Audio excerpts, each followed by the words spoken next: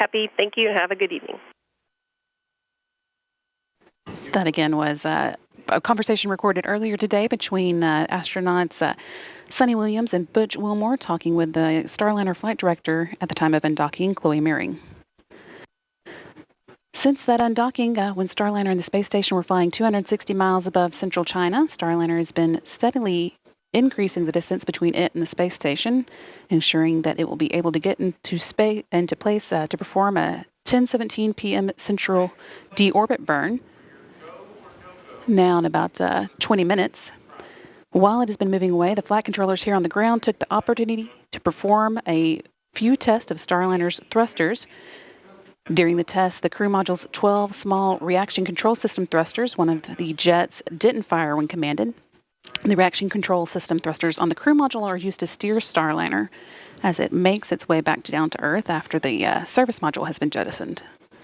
Because those 12 jets are divided into 2 redundant strings of 6, Starliner only uses 1 string during normal operations. So although this means a slight loss of redundancy, it shouldn't keep Starliner from getting through re-entry and landing as expected. Yeah, and Starliner has plenty of redundancy with this part of the prop system on the capsule, so no impact to the deorbit burn or reentry, and it's not required for flight rules. The team also tested 10 of the 28 reaction control system jets in the service module after undocking, and they all performed as expected. And here on the ground, the team just gave their go officially to Rick Henfling, today's flight director, meaning that tonight's landing of Starliner is on. That again is scheduled to happen, touchdown at 11 p.m. Central Time or midnight Eastern Time.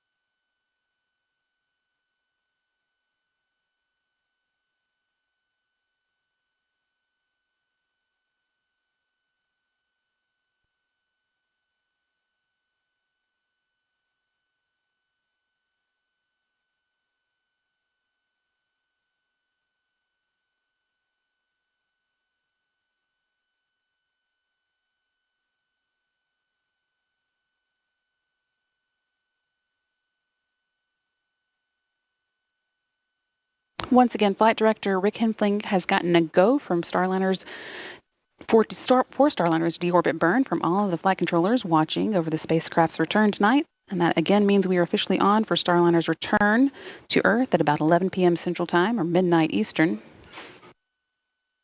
The deorbit burn at 10:17 p.m. Central Time is now just 17 minutes away. That'll be a 59-second firing of 4 of Starliner's orbital maneuvering and attitude control thrusters on Starliner's service module. And joining us live from Starliner's landing zone with White Sands at White Sands Space Harbor in New Mexico, our colleagues Leah Cheshire from NASA Public Affairs and Boeing's Josh Barrett. Leah and Josh, how is it going out there? Thanks, Brandy. It is going well out here. We are out here in White Sands. The weather right now is about 75 degrees and very light winds, approximately 6 miles per hour. This looks like potentially a picture from earlier today. It is quite dark out here at this point. We have a beautiful view of the stars, and we are lined up in the convoy getting ready to roll. That's right, Leah. So I've been out here for both of Starliner's previous landings. The first one was very cold. The second one was quite warm, and this one feels just about right. We're following along with 2 command vehicles. We've got the MLCC, or the Mobile Landing Control Center. They're tied in down in Mission Control in Houston with the people that you're seeing on your screen right now. We also have the MDTV, that's the Mobile Data and Tracking Vehicle, and on top of that, it's got a suite of optics on top. There's an infrared camera and 2 visible cameras, one of them with a telescopic focus. So those will be the first things that we'll be seeing Starliner with here from the landing zone. And you should be seeing those on your screens as well. And Leah's got a few more things that she'll talk about that should get some cameras on Starliner as well. Yeah, especially the WB-57, NASA's plane. That took off just a few hours ago, just as we were heading out here to the landing site. So we arrived here at about 6 p.m. local time, which is mountain time. And since then have been getting ready, lining up, doing communications checks between the various teams, and just getting ready to eventually drive out to the landing site once Starliner comes down. So it is a sea of white gypsum sand out here. And teams are continuing to just prepare as soon as we get into that deorbit burn. So they are actually in a huddle right now, talking through some of the next steps for tonight, getting ready to come and join us here in the convoy as we await to see the deorbit burn. So with that, right now, we are going to turn it back over to you, Brandy and Lauren. We are going to stick around, though, and cannot wait to see Starliner coming straight across the sky. Thank you. Thanks so much, Leah and Josh. We are hoping to get some good views from where you guys are at later today. Now, once we make that final burn to get out of orbit today, it'll take about 45 minutes for Starliner to reach its destination. Again, White Sands Space Harbor, New Mexico, where we just spoke with our colleagues from. Starliner is currently flying with its solar arrays pointed toward the sun, recharging the internal batteries to keep its systems powered through landing. The orbital maneuvering and attitude control thrusters, or what we call OMACs, will fire for about a minute to conduct the deorbit burn. That maneuver slows the spacecraft down from orbital velocities and allows it to start falling back to Earth in a head-down position. At the end of that deorbit burn, Starliner angles itself for re-entry. The deorbit burn is just the first in a series of milestones we're going to be ticking off tonight. To give you the full rundown, deorbit burn is scheduled for 10:17 p.m. Central. As we said, we just got the go for that a few minutes ago. It's going to be followed by the separation of the crew module from the service module at 10:20 p.m. and the crew module will then continue on its own. At 10:45 p.m., Starliner will begin to feel the effects of the Earth's atmosphere again for the first time since its ascent in June. And a few minutes later, around 10:47, the heat from Starliner's reentry will become so intense that that plasma will begin to form around the spacecraft, causing a blackout in communications with Starliner for about 4.5 minutes. Once Starliner clears that blackout period, things will begin to happen very quickly.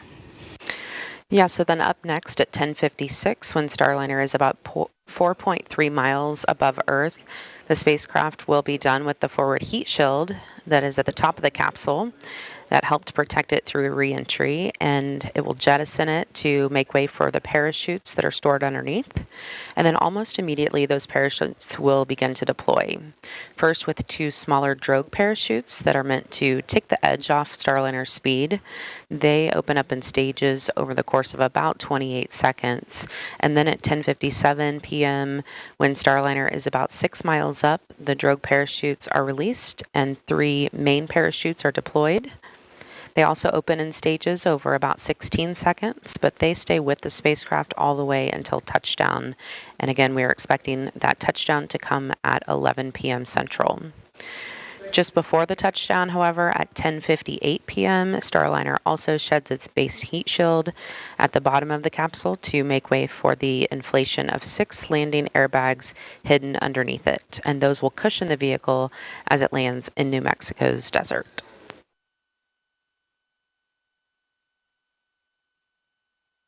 It's probably worth mentioning that we do not have video from Starliner. If you think back to June on its ascent and journey to the International Space Station, it's not able to send video down when it's not connected to the space station, so we won't be getting in-flight views from it, but we do have several cameras out at the landing site as well as some aircraft in the area that we are hoping to get some views from. But of course, it is going to be pretty dark out in the desert at night, so they may be infrared or black and white views, but hopefully we'll get some good camera views to show you.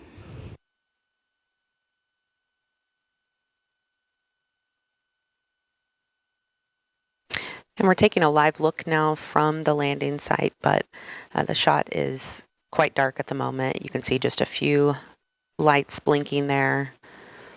Hopefully, as we get closer to the ground, as Starliner gets closer down, we will have some better shots.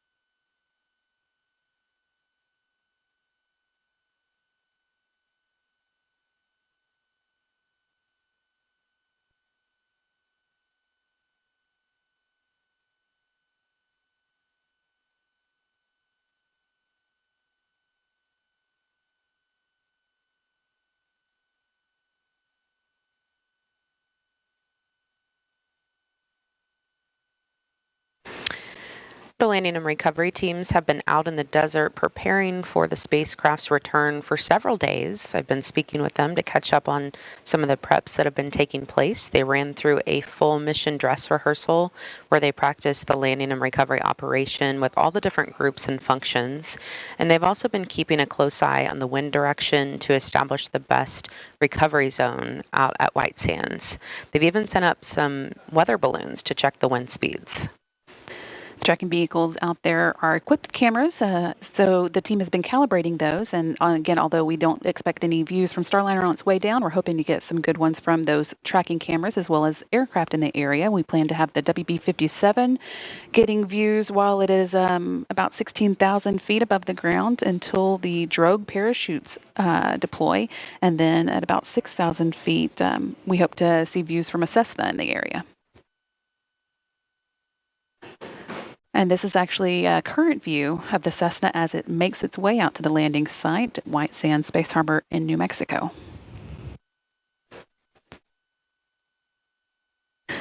And this is a shot from one of the ground cameras that we have on site. So again, although it is dark there, we are hoping to see some good views. And in the last few hours, the teams there on the ground have been at the holding area, loading up their vehicles, doing last-minute checks, making sure all the equipment is ready to go, and then shortly they'll begin moving into place to watch Starliner make its final approach. And then once Starliner lands, teams will move closer in a very strategic way. They will first stop at about the 500-foot mark away from the spacecraft, and then they'll move in closer to the 150-foot mark while ground teams safe the vehicle. That first team on site with Starliner will be what we call the gold team. They start recovery operations by performing what's called a sniff test, where they use sensors to check for hydrazine, one of the propellants that Starliner uses. They'll be wearing protective gear known as hazmat suits to prevent exposure to hypergolic propellants. Hydrazine is used as a propellant, and if it turns into a vapor, it can be toxic. After the sniff test, they will notify the rest of the convoy when it's safe to approach, and then they're going to check the winds, make sure the entire landing and recovery team is staged uprange from the direction the wind is blowing for added protection. Now, everyone out there is part of a different color team, and they wear a vest with that color, so it's very obvious who does what. So the next step is the silver team, and their first job is to ground the spacecraft. Starliner will be powered down, but there could be some residual electricity. So before anyone can touch it, they will ground it and discharge it.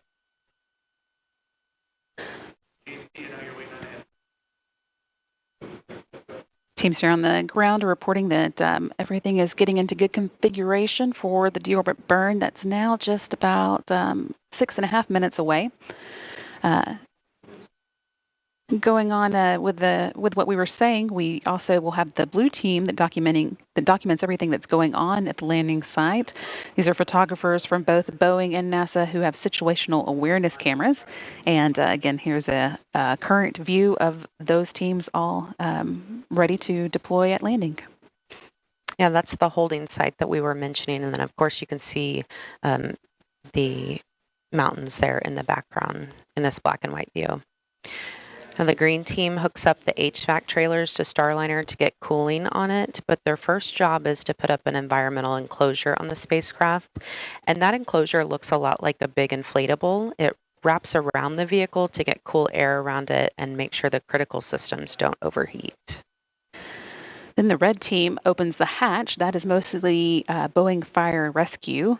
They will back up the mobile access platform to Starliner's hatch, giving the team access. And Starliner will be bringing back more than 900 pounds of cargo, including a nitrogen oxygen recharge system, or what we call NORS tank, that NASA will service and refill for future space station needs. The teams will unload that cargo before Starliner heads back to Florida. Just over 5 minutes to go now until tonight's 10:17 p.m. Central Time deorbit burn. Team here on the ground reports that Starliner has gotten into the right attitude, kind of the right way it's pointing for that burn. So everything is looking good. We're on track for landing at 11 p.m. Central, midnight Eastern.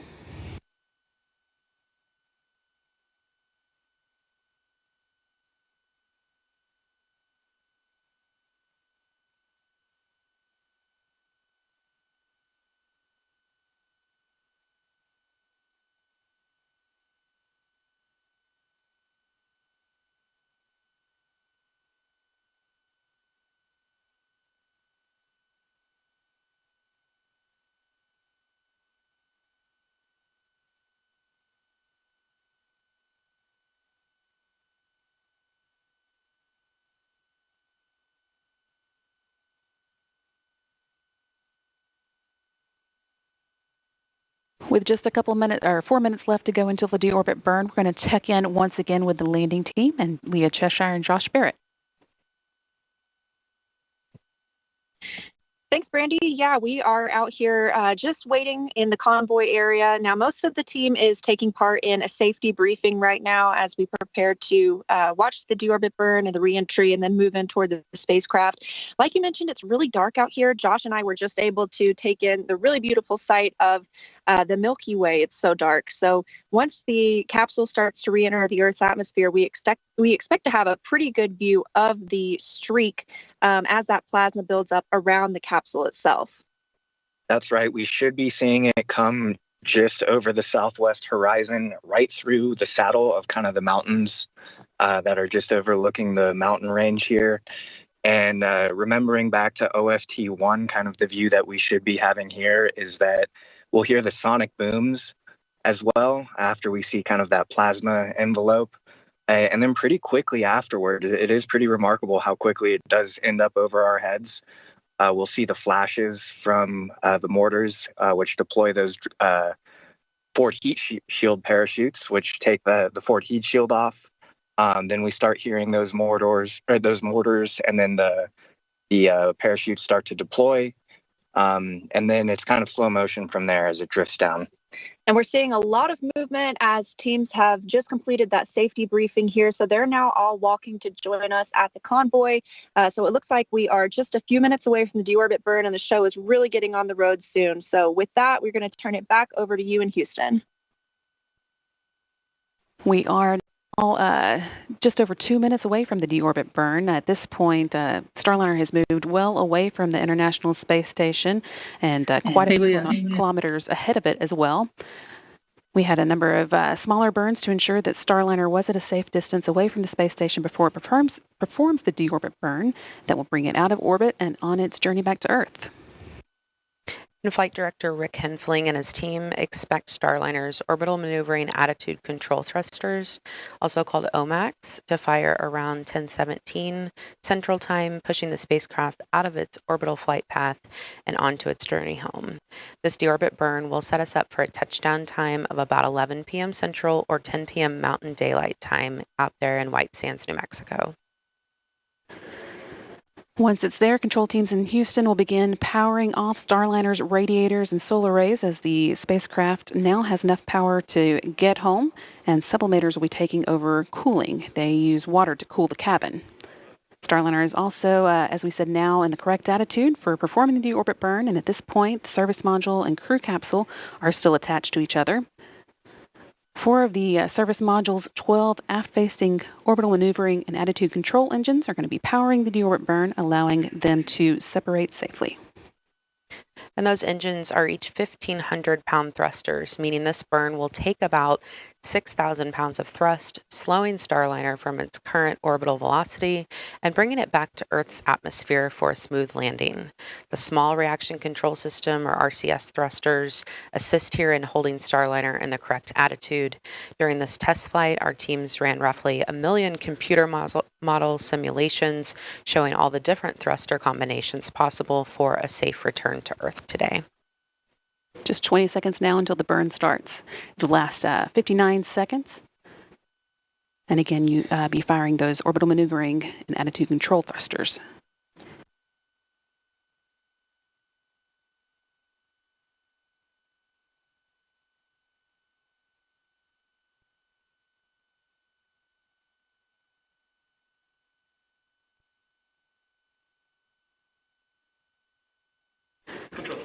Four orbital maneuvering and attitude control thrusters on Starliner's service module are now firing, slowing Starliner down as the capsule begins its journey back to Earth.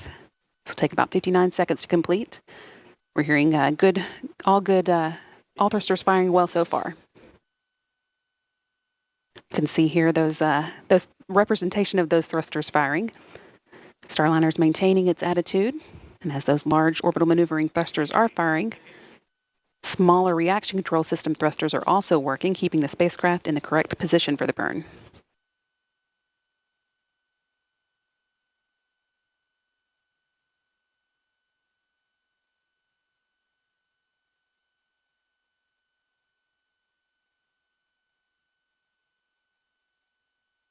Still looking good.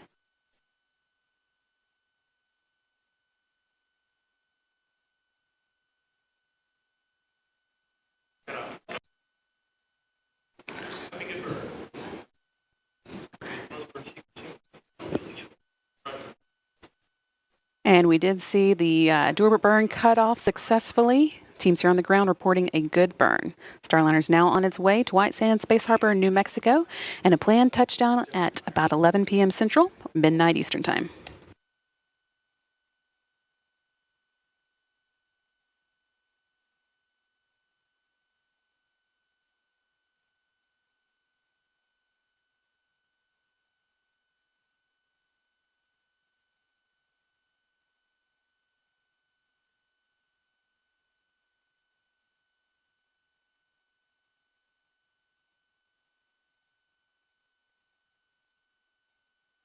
Next up on the to-do list for tonight is the separation of the service module. With the service module's job done, it'll be disposed of over the Pacific Ocean, leaving the uncrewed crew module to carry on alone. In addition to all its other jobs, the service module has spent the flight protecting the crew module's heat shield. Jettisoning it uncovers that critical piece of equipment, allowing it to shelter the spacecraft as it begins traveling back through the Earth's atmosphere.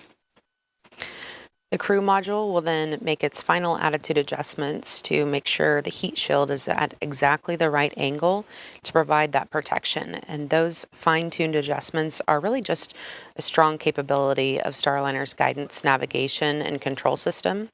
In fact, on the 2 previous flights, Starliner made bullseye landings thanks to that system. Starliner is maneuvering into position for that jettison at this time.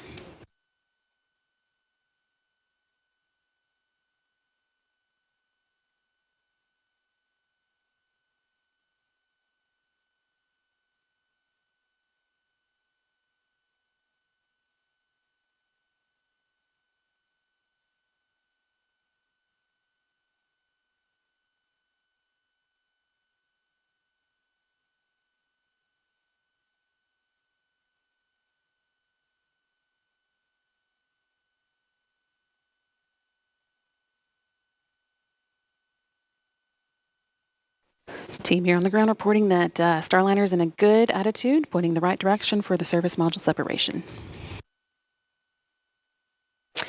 And the service module has just jettisoned, separated, and is now falling away. It will burn up during reentry over a remote part of the Pacific Ocean. And Starliner will continue on its path to New Mexico, where the landing and recovery team is waiting for touchdown. Starliner is now angling itself and its heat shield for re-entry.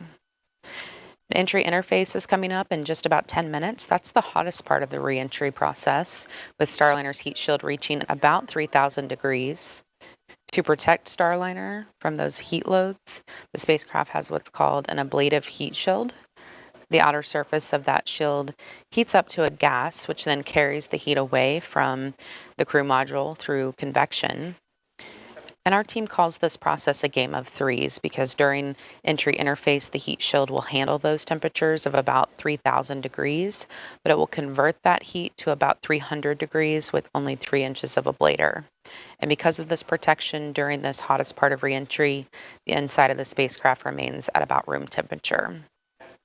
When Starliner returned from its last 2 flights, the capsules landed with 2 black stripes up the sides, indicating the heat shield was ablated as intended. So we do expect to see that again today, and the team considers that a bit of a badge of honor.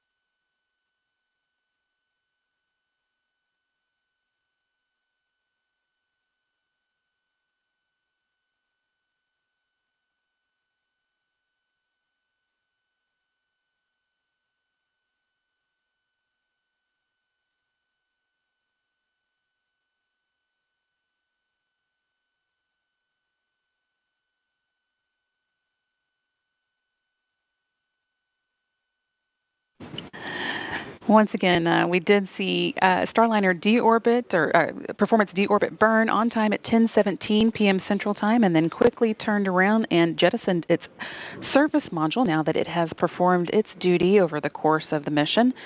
We are still about 20 minutes away from entry interface, but things will start to happen quickly after that. About 4 minutes after we go into the entry interface, the heat from Starliner's re-entry will become so intense that the plasma will begin to form around the spacecraft, causing a blackout in communications with Starliner for about 4.5 minutes. And after that, we'll see Starliner jettison its forward heat shield that's been protecting the parachutes during re-entry. Then, when Starliner is around 30,000 feet above the ground, the spacecraft's parachute sequence will begin. 2 drogue parachutes will start slowing Starliner down, and then they'll detach, and 3 main parachutes will deploy and inflate. At about 3,000 feet off the ground, the base heat shield jettisons, exposing the airbags, and then at touchdown, those airbags absorb the initial force of landing, cushioning the spacecraft for a soft, safe return to Earth.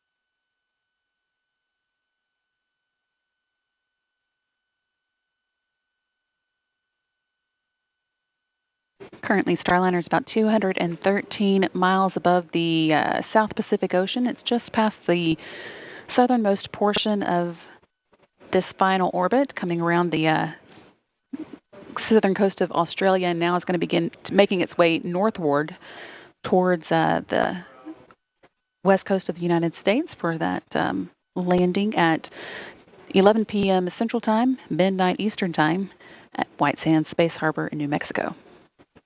Again, we've had the deorbit burn that took place just as planned at 10:17, a 59-second burn that changed the Starliner speed by about 290 miles per hour, 130 meters per second. That made way for the service module separation, and the next milestone we'll be watching for is the entry interface coming up around 10:45. Still about 10 minutes away.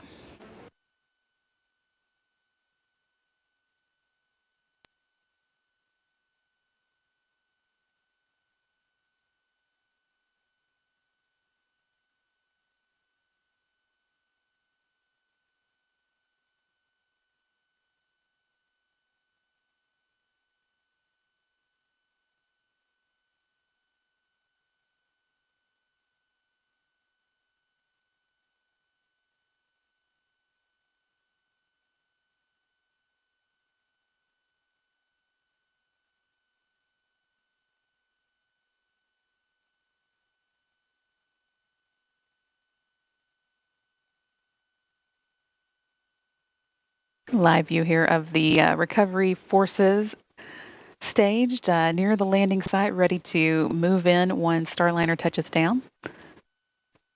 We are taking off milestones as expected for that 11 p.m. Central, midnight Eastern, or 10 p.m. Mountain Time touchdown today in New Mexico.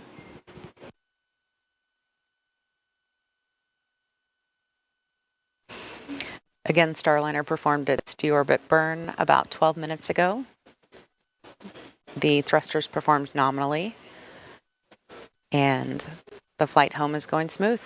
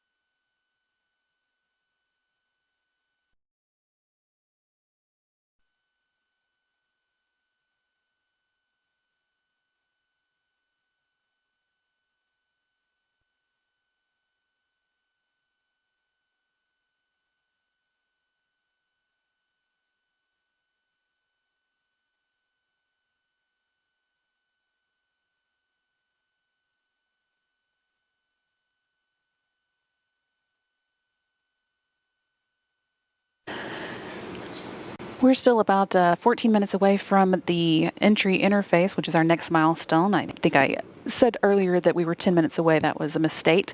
But about 14 minutes from now, we'll be experiencing the atmosphere for the first time since Starliner launched. And since we do have a little time, we're going to check back in with the landing team. Leah and Josh, how are things going out there? Thanks, Brandy. Yeah, that was a great view of the landing convoy all lined up. I was just watching some of the Gold team members getting suited up. As you mentioned earlier, that's going to be the first team to come in and inspect the vehicle. They're sniffing for those hypergalls or any of those dangerous fumes before the rest of the teams get the go to move in and approach the capsule. Of course, it's kind of a waiting game right now as we are still waiting to spot Starliner coming from the southwest. So a lot of us are outside of the convoy right now and keeping our eyes on the skies. Yeah, that's right. We've got about just under probably 3 dozen vehicles all lined up, and 3 rows, just waiting to get that touchdown signal. Again, going through that convoy list that you guys went through already so well. Behind that gold team, after Starliner is declared safe, the silver team moves in and they do the electrical grounding. They'll also stabilize the vehicle just in case the airbags start deflating. We make sure that the hatch has a good stable orientation for red team to come in, and they're the ones with the hatch orientation. And once the red team establishes hatch access, actually the silver team has a fun job tonight in the dark. They're going to go start looking for the pieces that came off of Starliner, those heat shields, some of those lids from those parachute mortars. And then after that, after red team has hatch access and opens up the hatch, NASA's ISS program folks are going to come in for the cargo inspection. So again, we are expecting to start seeing Starliner coming across the horizon around the time that entry interface begins. But until then, just wanted to give you guys a hit from the landing site and the latest that we have going on here. So we'll toss it back over to you in Mission Control, Houston. Thanks so much, Leah and Josh. We are watching for that entry interface as well. We're now about 12 minutes away. Starliner continuing to make good progress following in that 10:17 p.m. Central Time deorbit burn. Again, we're looking at the landing and recovery team set up at the holding zone there at White Sands. Josh and Leah are embedded with that convoy, and they will make a very strategic move toward the spacecraft after touchdown, first stopping at about the 500-foot mark, and then they'll get the go to move forward to the 150-foot mark, and then once the vehicle is considered safe, they will move in.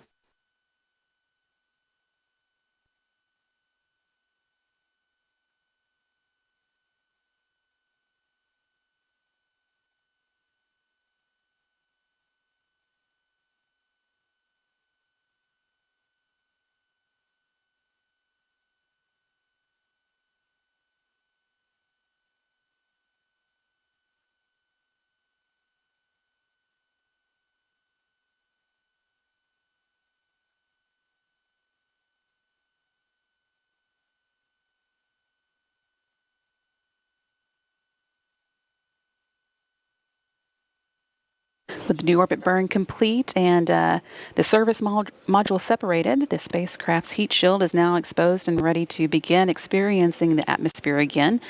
The Starliner is going to make some final attitude adjustments that keep that heat shield pointing at exactly the right angle. And next up after that is entry interface, again, just coming up in a few minutes. At 400,000 feet above Earth, Starliner faces temperatures of 3,000 degrees Fahrenheit from the plasma created by air friction around the spacecraft. But Starliner can handle that heat with its heat shield, which is made of an ablative material designed to keep the inside of the spacecraft at about 70 degrees. A few minutes later, Starliner will experience an expected blackout in communications, and that will last for about 4.5 minutes. At 30,000 feet and just 11 minutes before landing, Starliner jettisons its forward heat shield, exposing the spacecraft's parachute system. Then 2 drogue chutes will deploy, increasing drag and significantly slowing down Starliner. Then 3 pilot parachutes will pull out the main chutes, allowing the spacecraft to continue its slow and steady descent for another 8,000 feet towards the landing zone. And once the main parachutes are fully inflated, Starliner's bucket handle releases. And what that does is it just basically levels out the spacecraft ahead of touchdown.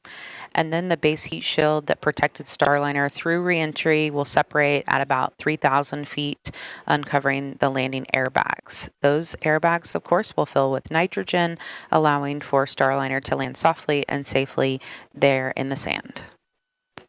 Less than 10 minutes to go now before we do get to that entry interface point, and now just 24.5 minutes away from the landing at White Sands Space Harbor. Everything's pretty quiet in the room, which is a good sign. Things are continuing to go smoothly as Starliner begins making its way back to Earth.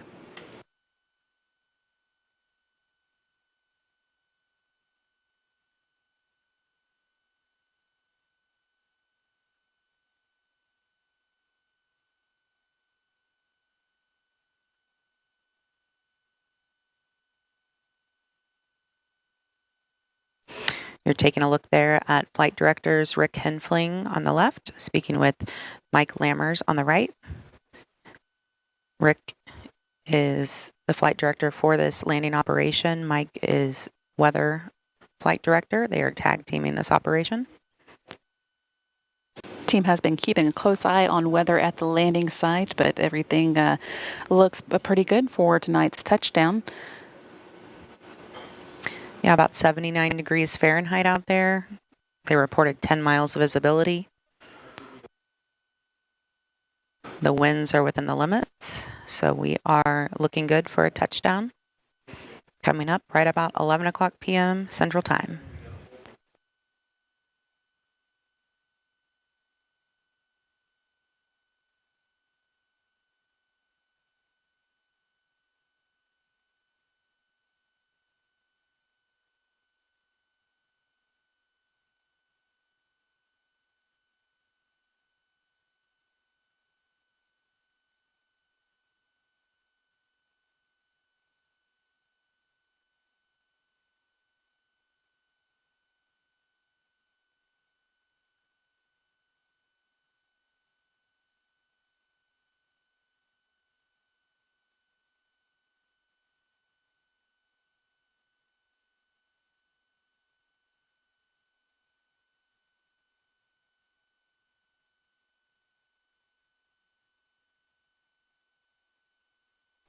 Seven minutes to go now until entry interface, and then that intense heating will start about 2 minutes after we do begin the interface. That'll last about 4.5 minutes, during which time we'll be in a blackout.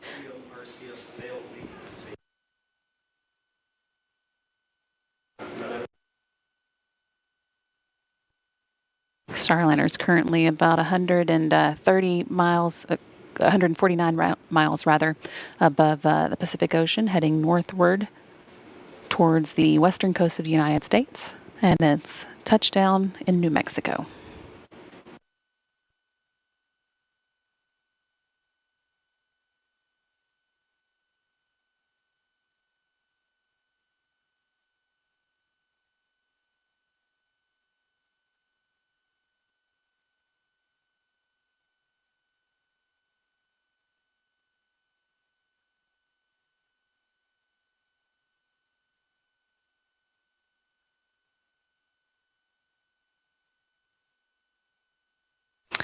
We're taking a look here at the landing trajectory. There on the left of your screen, you can see that line that crosses over the Baja Peninsula, and that is the track Starliner will take as it makes its way into New Mexico. As it gets closer to the ground, people living in the area might get a bright shot of Starliner coming back through the atmosphere and landing there in White Sands, New Mexico. You can also see there in the center of the screen the to-do list, basically, before we do get to landing. The service module separations highlighted in green because that one's already taken place. And next up is the entry interface, about 5 minutes away from now.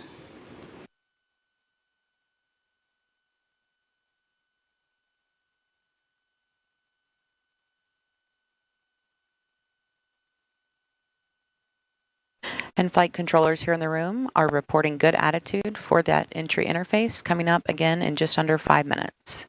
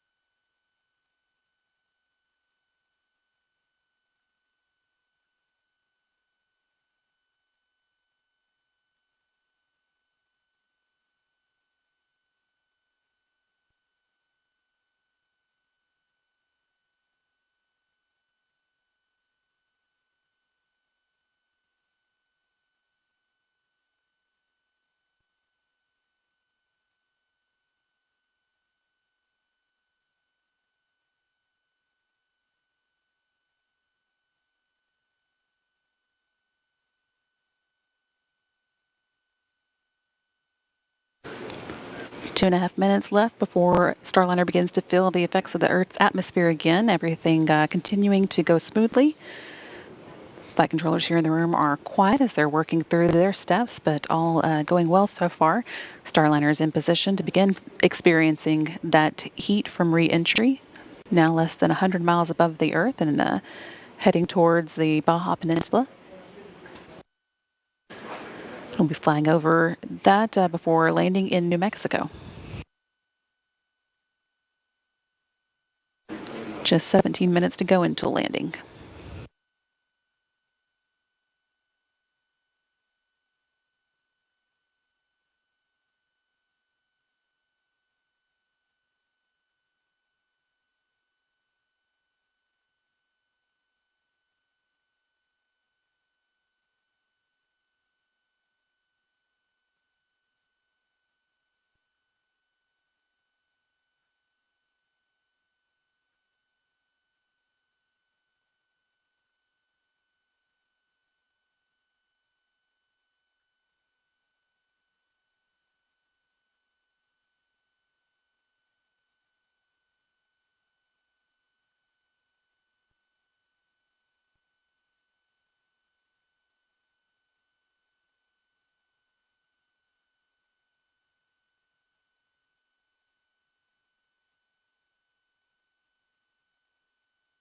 Less than a minute now until we begin entry interface. Again, about 2 minutes after entry interface starts, we'll begin seeing the heating really get intense, and we'll go into a 4.5 minute blackout.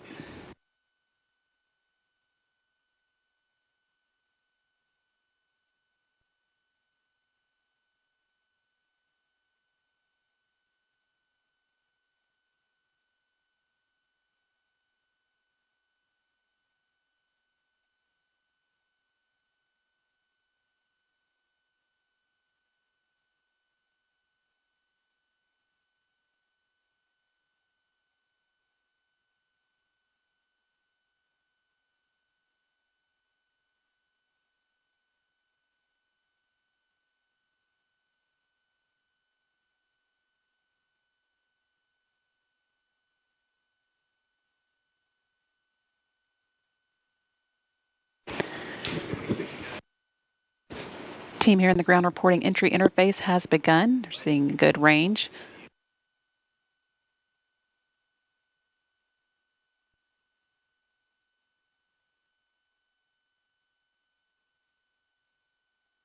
Seeing another view from the landing site, or the teams getting ready to move out to the landing site here.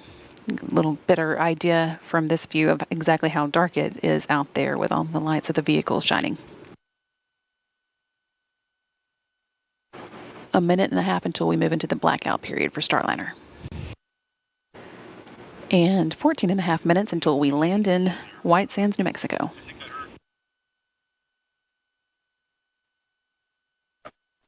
The Starliner enters Earth's atmosphere at 17 times the speed of sound, which could create a sonic boom for folks living in the area. It will then be slowed down by parachutes to a speed very similar to what you might experience while going down an elevator inside a high-rise building. The vehicle then comes to a safe, comfortable stop at landing.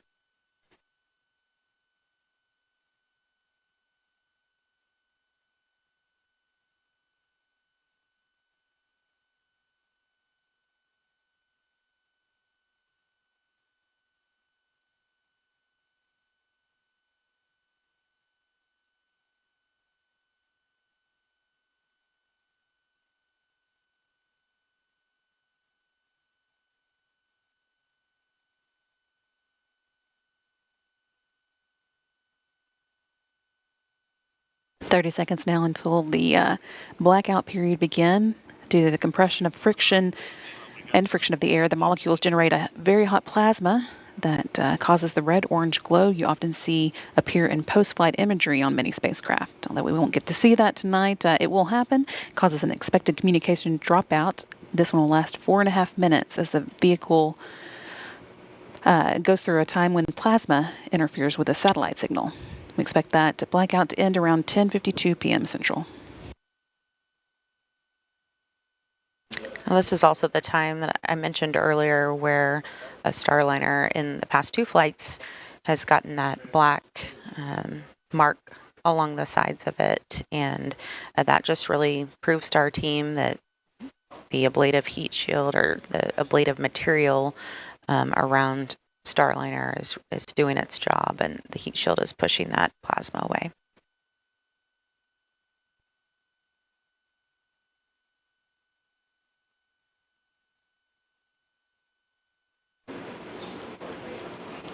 It's blackout time again. Lasts about 4.5 minutes. We've got about 3.5 left of it. After that, the milestones we'll be watching for include forward heat shield jettison at 10:56, when Starliner is about 4.3 miles above the Earth. Very soon after that, almost immediately, drogue chutes deploy. Those give a little bit of an initial slowdown to the vehicle before the really large main parachutes deploy. That happens when the Starliner is about 2.5 miles above the Earth.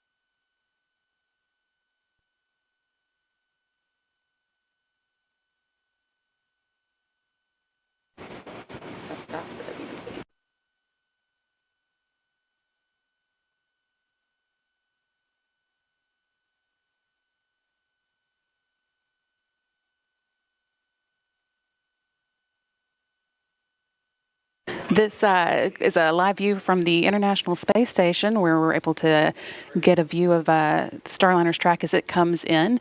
We are now less than 10 minutes away from landing at the White Sands Space Harbor, scheduled for 11 p.m. Central. We're also getting reports that the WB-57 is also able to see Starliner now as it begins coming in for its landing. We've still got just about a minute left to go before Starliner comes out of its blackout period.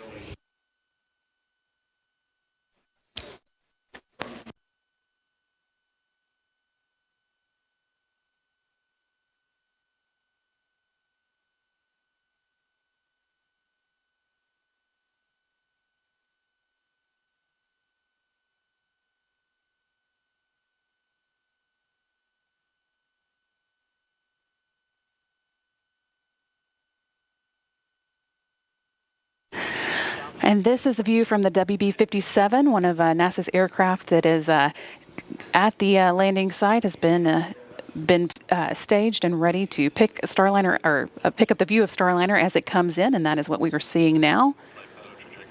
And they're filming this video from about 16,000 feet. The WB-57 should continue to give us a view until the drogue parachutes deploy, and then we hope to pick it up with the Cessna that is also in the area.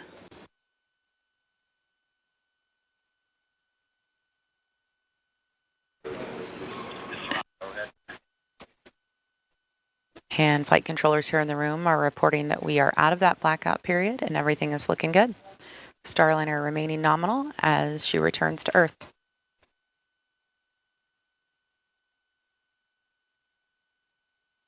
Again, this is a view from the WB-57.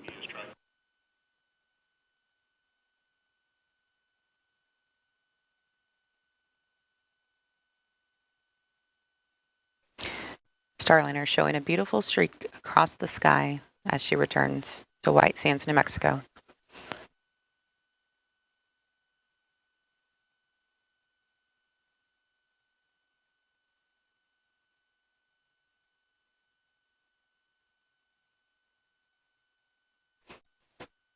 We're about 3 minutes away from the forward heat shield jettisoning. That's the next milestone we're looking for. Starliner is currently about 27 miles above the Earth, and the team at White Sands reporting that they have seen it. We got a tally hole from them reported remotely.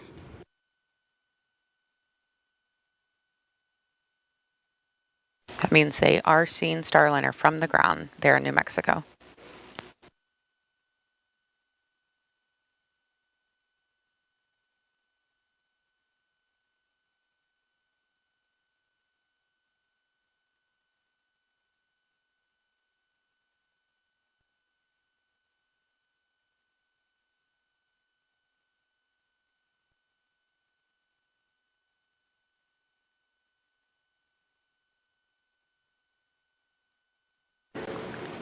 This view is coming from the Cessna that's also in the area, picking up Starliner now from its lower altitude, about 6,000 feet above, whereas the WB-57 is about 16,000 feet up.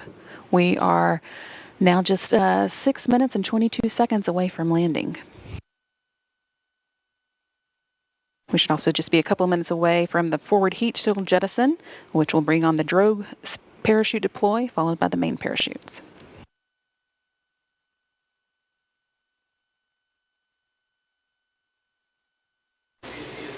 And the strobe lights on Starliner are now on.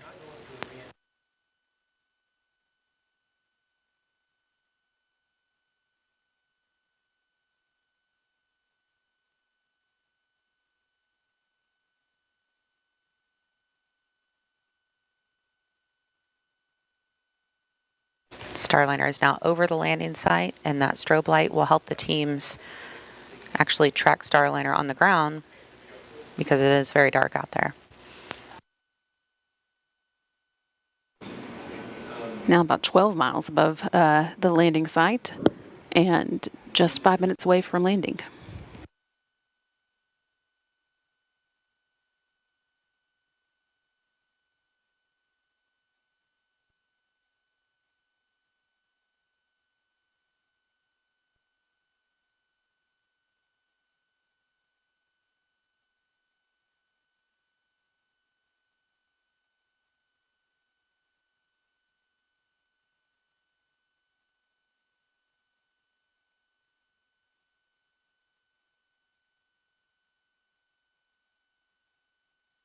Watching now for the forward heat shield jettison. That should be coming up, again making way for the parachute deployment.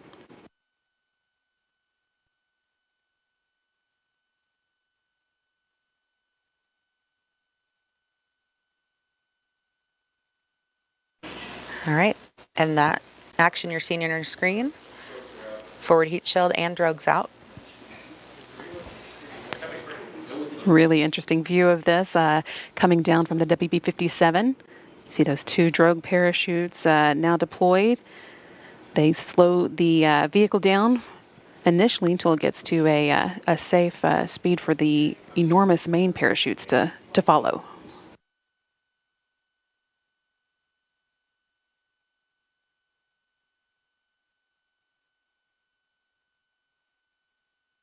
About 4 minutes to go until touchdown.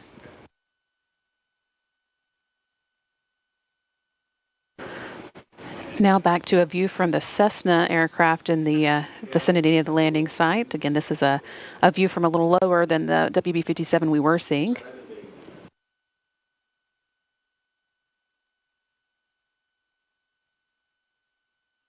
The next thing we're going to see here is the 3 main parachutes come out, and everything will happen pretty quickly from that point on.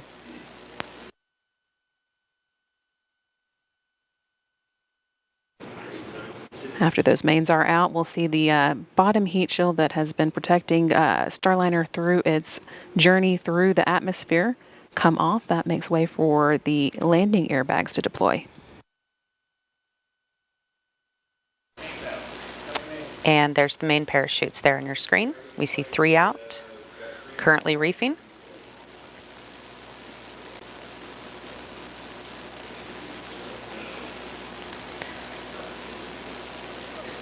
And the teams at the landing recovery teams report that they heard the booms as those came out. 3 good mains fully open there. You can see Starliner in a slight tilt, so we're going to see the rotation handle move here shortly, and it will level out Starliner. But 3 good parachutes, looking great. Just a little over 2 minutes until the expected landing time, and we heard the rotational handle has been released, so you can see that tilt evened out. Next up is the back heat shield jettison.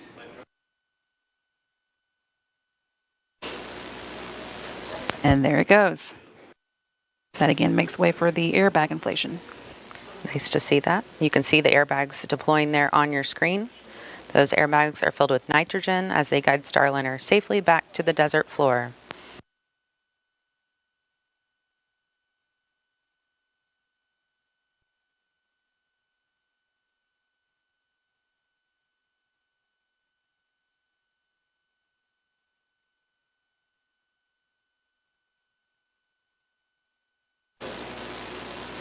Just a beautiful sight as Starliner makes its way to the sands of New Mexico. And flight controllers confirming 6 good airbags. This view still coming to us from the Cessna. We've got just about a minute left to go until the expected touchdown. I'll be watching for that time for you.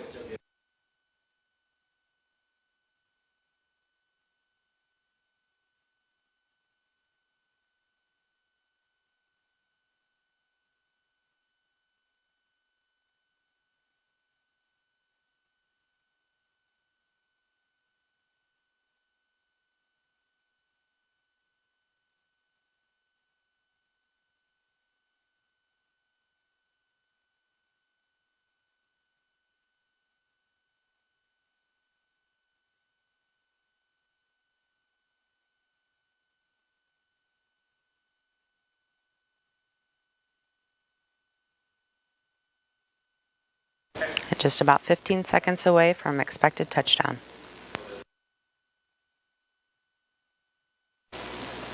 You're seeing the ground there in your screen as we get closer.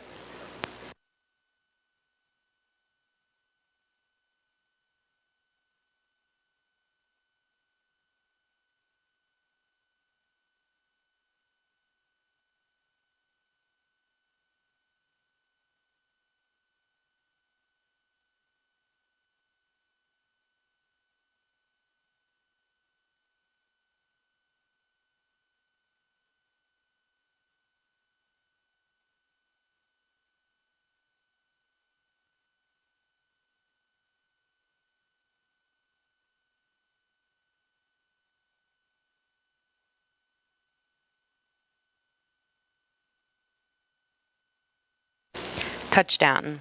Starliner is back on Earth. That landing coming at 11:01 and 35 seconds Central Time, 10:01 and 31 seconds Mountain Time at White Sands Space Harbor at the U.S. Army's Missile Range in New Mexico. Our landing and recovery teams will now wait for clearance before making their way to the spacecraft. One of the changes required with no crew on board is that the team here in the flight control room will be the ones to command the parachute to be cut away so that the wind doesn't pull the capsule along.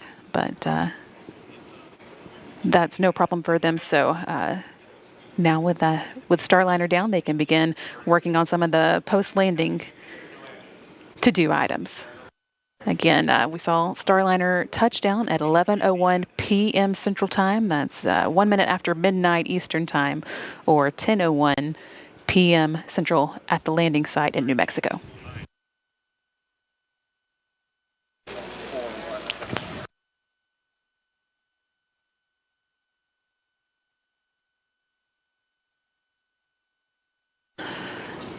This is a view from the Cessna, still watching the drones slowly make their own way down. Those, of course, are the drogue parachutes that preceded the main parachutes, first slowing Starliner down before the large parachutes opened.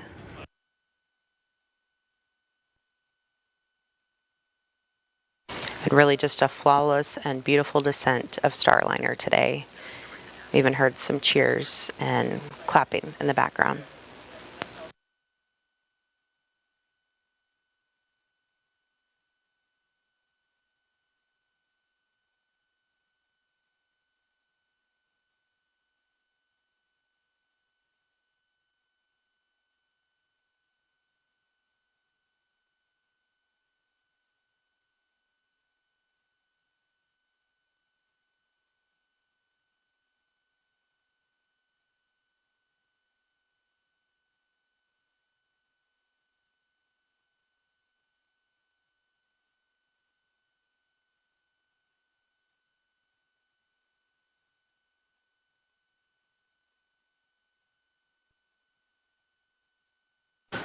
This again is the drogue parachutes still making their way to the ground after Starliner has touched down with its main parachutes.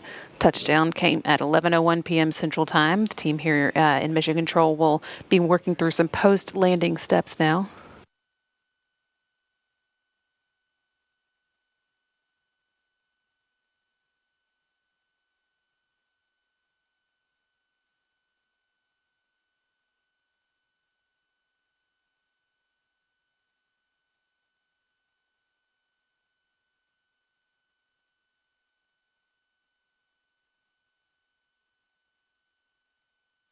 View here of Starliner at its landing site in White Sands at Space Harbor. The landing and recovery teams will soon begin making its way out to them to begin recovering the spacecraft. The team here in Mission Control is polling right now to see if everybody is ready to power off the vehicle. That again is a step that the flight control team has taken over with the lack of crew on board. Once the spacecraft is powered down, they will be transitioning control of the spacecraft over to the landing and recovery team.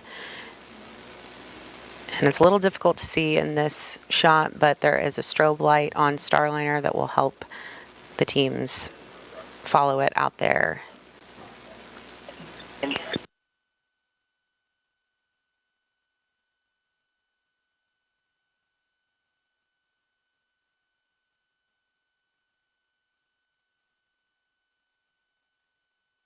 And the recovery team is on the move, but I think Leah Cheshire and Josh Barrett, our colleagues out there, may be able to give us one last update. Leah and Josh, can you hear us? Great landing of Calypso. I don't think there could be a Brady, better hopefully birthday. Obviously, we did have really a great show. We were able to see the cameras that you were watching too from the WB-57, from the Cessna, from the International Space Station. But Leah, can I interrupt you? Yes. Concur. It's been a really amazing day. We were hearing a bit from space to ground there, but I think they've concluded, unfortunately. We'll see if we can get a recording of that for folks listening at home. But Leah, go ahead with your update. Yeah, sorry about that. Couldn't hear that one here. So, but here Sunny, from the MCCH here. Rick just wanted to offer that he's got one more hour here. Hey, it's his birthday here. Yeah, and that's what counts. Yeah, it was a good landing. It's pretty awesome.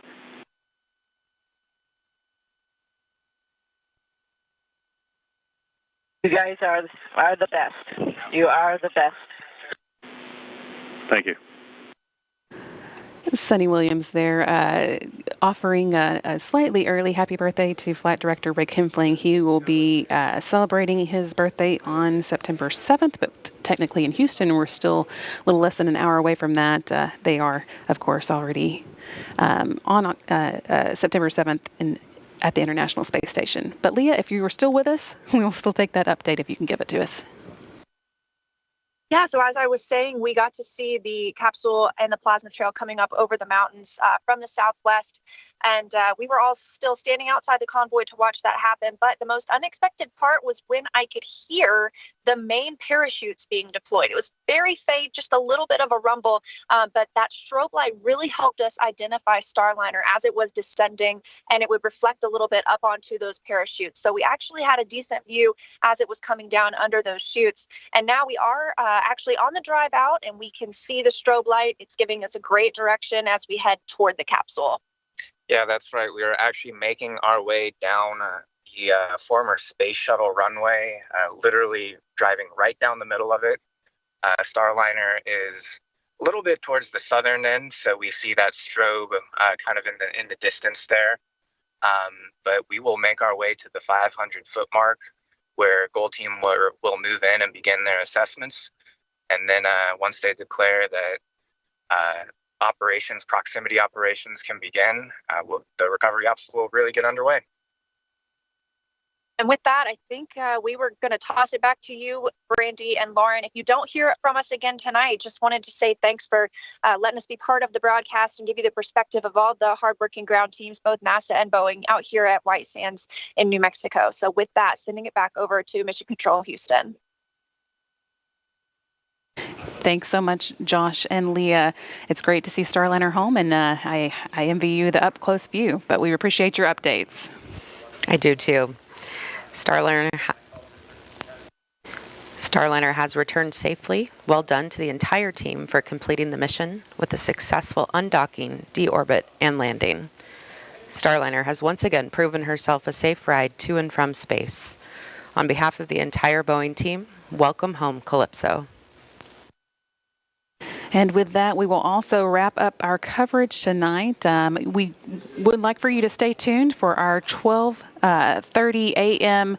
post-landing news conference. That is 12:30 a.m. Central Time, so about an hour and a half, a little less than an hour and a half from now, when we'll be giving you final thoughts on the activities of the night. But Starliner is home. Again, the landing came at 11:01 p.m. Central Time.